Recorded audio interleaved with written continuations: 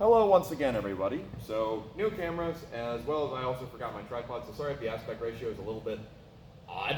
But joining me today is Randy, now in perfect HD, and we are going to be going over some of the alternative things you can do at FreeSpar, which is also why I titled the video this way. Now what this is I'm just going to go over a couple different training games that you could do. Honestly, you could partner up with pretty much anybody at an open hour or anything along those lines, and then you can work on these various things. Because sparring isn't necessarily always the best thing. Sometimes maybe you don't have the energy for it that day. Other times maybe you're trying to work on something specific that sparring is not the appropriate medium. So all of these are going to be things that you can use to work on various skills with a little bit of tuning. And for this, Randy and I are using longswords, so you could do this with any weapon. You can also do this with mixed weapons, which is another fun thing about a lot of these drills. So we'll start off with the first and the simplest one, which is going to be, we're going to start low intensity and go high intensity. We're going to start off with what's called step drill. Now, for step drill, you have two versions. You have the active and the passive version. If you're new to step drill or super new to fencing, I recommend you start off with the passive version. So what that would be is one of us is going to be fencer A, one of us is going to be fencer B. Fencer A is going to be the one who attacks first. Fencer B is going to be the one who responds. So I'll go ahead and be fencer B. Randy, you can be fencer A first. I take any guard I want, and Randy can take any guard he wants, and then he uses his turn to attack me. Now on his turn, he must strike me with one tempo, basically. He then freezes. I now use my turn. I must defend against what he threw, and I must be able to hit him back. So in this case, what I'm going to do is I'm going to move and then point. Now I pause, I go ahead and do the action, but then I pull just like one tempo back, and then I freeze. Now it's Randy's turn to move around. So on his turn, he must defend by getting my point out of his face or whatever, and then attacking me back. Okay? Sure. He does the following, then it's my turn, I do the same, and we just keep going back and forth like that. Now, passive version, you take it real slow like that. This is not meant to simulate realism. This is meant to simulate thinking. How can I get out of a situation? And because you have all the time in the world to see it, all the time in the world to think about it, that's all it is. Like I said, just turn, turn, turn, turn. And these can go on for a very long time. These are the first couple drills that I used to do when I first started fencing and I wasn't ready to fence people hardcore because I didn't have the gear. I did a lot of these and it really helped me. Now, you can one-up that a little bit if you want to have something that's a little bit more reaction-based and also a little bit more realistic. You start moving into what's called the active step drill. So for the active version, what it'll be is you can limit turns, which is what I usually like to do, just so you don't do a million of them, but you can also not limit turns. So we'll explain that again in a second. But basically, in this case, I'm going to go ahead and attack Randy first. But fencer A, fencer B, same as before. Randy takes whatever position he wants, I take whatever position I want, and he's not going to move. I'm going to do my attack and make contact, and then I'm going to reset. And I will do this until I am 100% sure that not only am I doing this consistently, but that it's what I want to do. When I am certain that that is what I want to do, I tell Randy, all right, Randy, go ahead and move. Now on his turn, he must still do all the things we just talked about. He needs to not get hit and hit me within one tempo. Ready? Cool. So he did a counteraction. We then reset, and to do it again.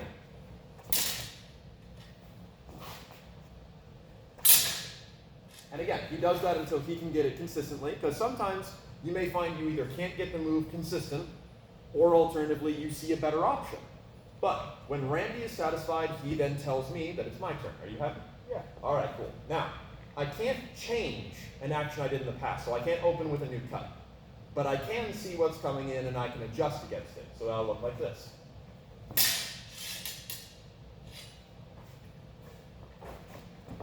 Nice and settled. Always make sure you start from a good base. This is not meant to be super jumpy. It's meant to be consistent. And we go on and on and on. And you can go, with this one especially, it won't go on ad nauseum because you're literally stuck to what you can react to in time. However, if you are short on time or alternatively you're trying to focus on something more specific, what I usually do is I give 3 turns each. So the person who attacks first gets to set the stage. The person who defends first gets the last parting shot usually. Another thing to consider is sometimes you'll find yourself in what's called an impossible situation. Now, usually there's still an answer, but sometimes there genuinely isn't a way for you to both defend yourself and go back at the person within a reasonable amount of time. So for example, as to what a reasonable amount of time is, Randy and I did relatively simultaneous actions, but another example would be, let's say Randy was attacking at me, I could also parry, then riposte. That's close to 2-tempo, it's a 1-2, but it's the same motion, so that's okay. What would not be okay would be me doing something along these lines, where I parry, suppress, then hit. That's getting into 3-tempo, that's too much. And you'll get a good sense for that. But anyway, you might find yourself in an impossible situation where you just can't get him back while staying safe. In this case, let the drill end. Use your last action to escape instead. Defend, break distance, call it good. That's still a great way for an exchange to end. Sure, you lost, but you didn't die, right? And that's how active step drill works. Like I said, I tend to limit the turns, but you'll be limited naturally by what you can do. And that one can be a lot of fun, as well as a good physical challenge the longer they get, because you have to do a whole sequence. But that's active and passive step drill, wonderful drill, great for mixed weapons, great for working on different subjects as well. So let's talk about that real quick. Let's say that I want to focus on my thrusts, okay? But maybe I don't have the gear necessary, or maybe there's no one here that has gear enough for us to spar with thrusts. So I say, hey Randy, I want to do active step drill with you. I'm going to focus on my thrusts, okay? And I don't even necessarily need to tell them that. I can just say, hey, I want to do active step drill, and then I make a point of trying to use thrusts as much as possible. Maybe I open with a thrust.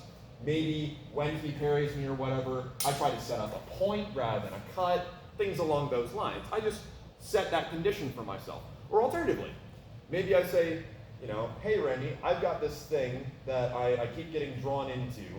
Can we observe that? So let's maybe say that I get stuck up in left ox. Not that anyone ever does that, but you know, you get stuck up in left ox. And like, hey, this keeps happening to me. While we're doing this, if you can see why, can you tell me why? Or maybe alternatively, you're trying to avoid it, and so you say, hey, try to drive me there if you can.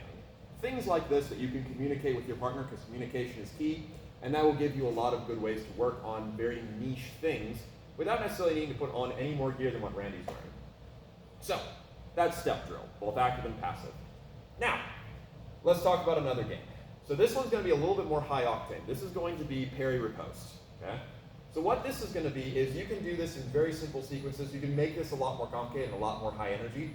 We'll show the lowest energy version, and then I'll explain how it kind of ramps up. Because as it ramps up, you need more gear on. So, simple version is going to be Randy and I both start outside of guard, okay? Or either out of distance or not in guard or what have you. You have fencer A, fencer B. Fencer A is going to set the stage by coming up and taking a guard. Fencer B's job is then to attack where the opening is. So if you want to work on your just basic attacks, start off by just doing a little bit of this. So in this case, Randy's going to step up and take a guard, and my job is just to take a guard and then attack where is appropriate. So go ahead, Randy. Okay? I take the action, I move back out. And all that's meant to be is I see where the opening is, and I go for it. I dial myself in, he dials himself in, you get a good sense for how each other attacks, and that's also just a good way to learn to where's the opening go. But then, when you're a little more ready, Fencer A, who I'm going to be now, is going to take a guard, Fencer B is going to attack the opening, Fencer A is then going to defend themselves and attack back. A bit like step drill, but now a little bit more active. So we're in no guard, and you can do a bunch of different starting positions for this, but I take guard, Randy attacks, I move out of it. And that's really all it is. You can do that in sets, you can do that in, you know, back and forth, it doesn't really matter. The thing is though, with this, based upon whatever skill level you're working at, you can either focus on, hey, I'm trying to do parry riposte. I'm just focused on the baseline. Defend, then attack. Give an opening, defend it, attack what I get. Or, if you're a little bit more experienced, you can start adding in single time counters. So that would be something where I take a position that gives me the ability to defend and attack back at the same time. So, basic default one, I take it the shoulder, he attacks that opening the way I want to, single time action, that's fine. You can work up toward that, but especially if you're newer, focus on just defend and attack. And hell, even if you are more experienced, if you're working on getting ready for tourney stuff, defend then attack, right? Keep it simple, stupid. But that's parry riposte in its most basic form.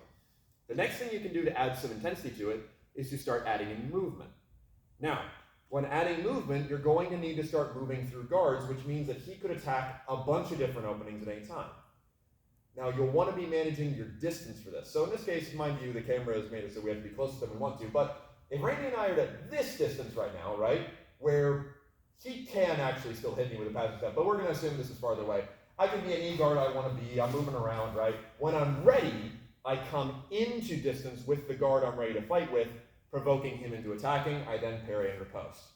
This is another good way. Or, when you're more experienced with that, you can start adding it in. So Randy's job is trying to attack whenever he seems he's ready. So I'm trying to keep distance and make things on my terms, but Randy's also trying to creep into distance when he can and launch an attack at whatever seems comfortable to him. So for example, this will also give a good inclination as to what guards you take that people like attacking.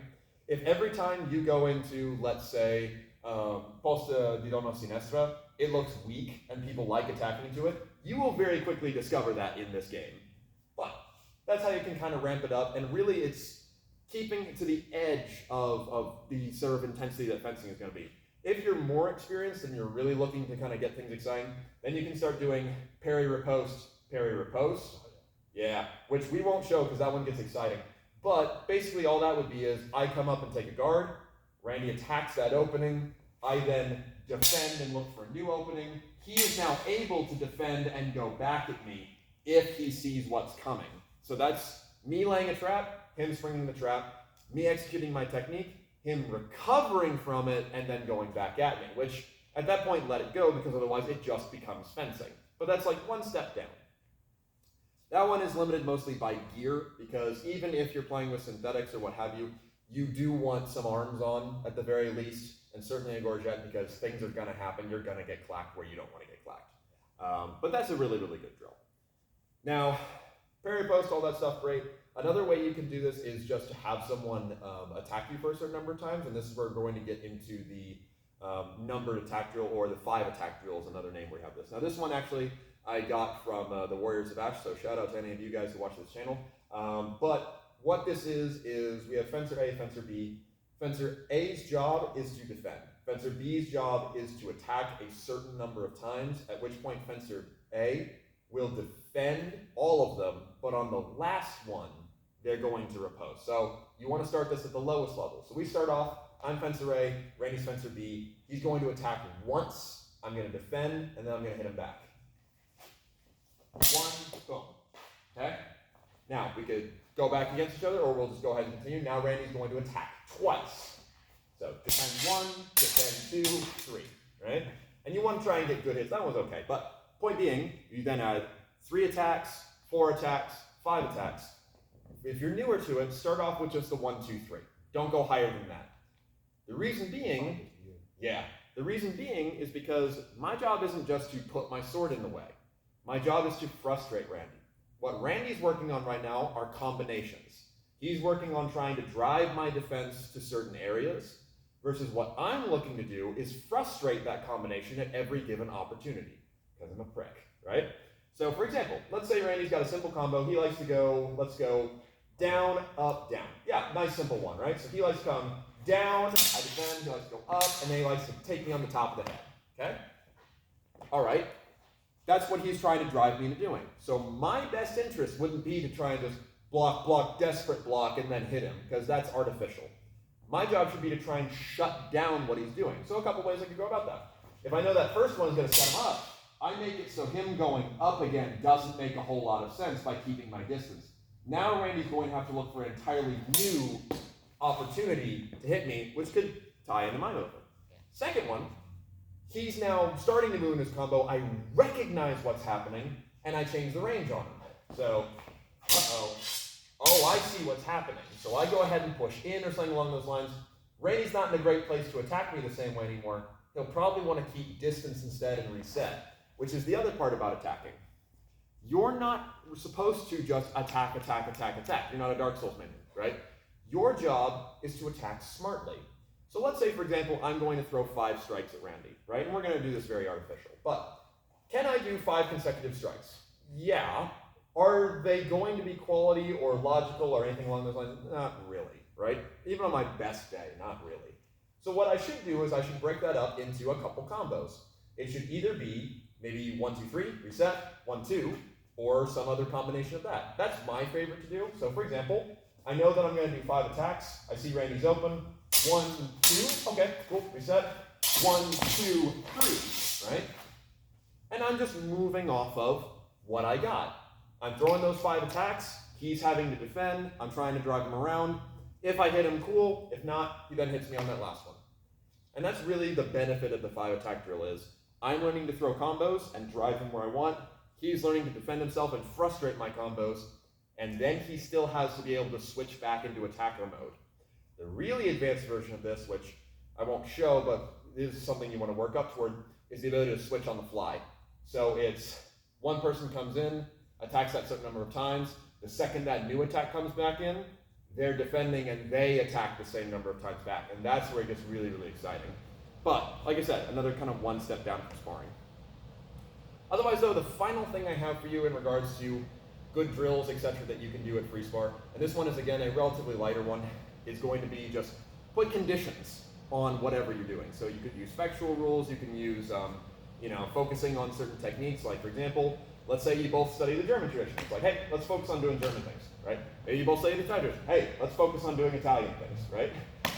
There's a bunch of different things you can do in that regard. And there's also just in regards to, hey, let's fight in a limited area. Or, hey, let's put a new situation in. Like maybe every couple seconds we rotate out with somebody else, or things along those lines. But those are more complicated training games, but still things you can start thinking about, because I guarantee, having said that, at least a couple of you, your brains are already starting to spin. So see if you can't find anything useful out of there and try it. But either way, those are just some games and sparring exercises that are very beneficial without actually being sparring, but they encourage the techniques and stuff that you're looking for. But otherwise, thank you very much, Randy. And thank you all very much for watching. Greatly enjoy the newer people that have been coming in, and I'll get my tripod next time so this won't be so funky. But otherwise, thank you very much for watching, and we'll go over some other techniques another time.